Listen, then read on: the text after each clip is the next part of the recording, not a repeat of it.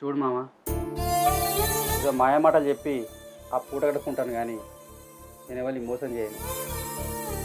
చల్లబొల్లి మాటలు చెప్పి నా కడుపు నింపుకుంటాను, కానీ వేరే వాళ్ళ కడుపు కొట్టాను మామ. అర్థం చేసుకోండి. ఏమండి, ఒకసారి అల్లుడు చెప్పింది కూడా వినండి. ఎందుకో మనం తొందరపడ్డామేమో అనిపిస్తుంది. ఏంది మామ ఈ లొల్లి? ఏమైంది? ఏయ్ ఇట్రా రండి, ఇట్రా. ఎవరు నువ్వు? ఇట్రా. అద్దండి అద్దండి. నాగమ్మ, ఎందుకు కొడుతున్నావు? వీడు నీ అల్లుడా? వీడు ఒక పెద్ద దొంగ. నువ్వు మాట్లాడుతున్నావు? నిజం మాట్లాడతానా? వీడు నాకు 2 లక్షల రూపాయలు ఇచ్చేది ఉంది. అతనికి 2 లక్షలు నీ దగ్గర తీసుకోవాల్సిన అవసరం ఏంటి?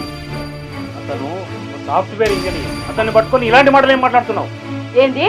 నీ అల్లుడు సాఫ్ట్వేర్ ఇంజనీర్ అనుకుంటారా? ఉద్యోగం లేక రోడ్ల మీద ట్రాక్టర్ బ్యాటరీలు, సైకిల్ షైన్లు అమ్ముకొని తిరుగుతాడు.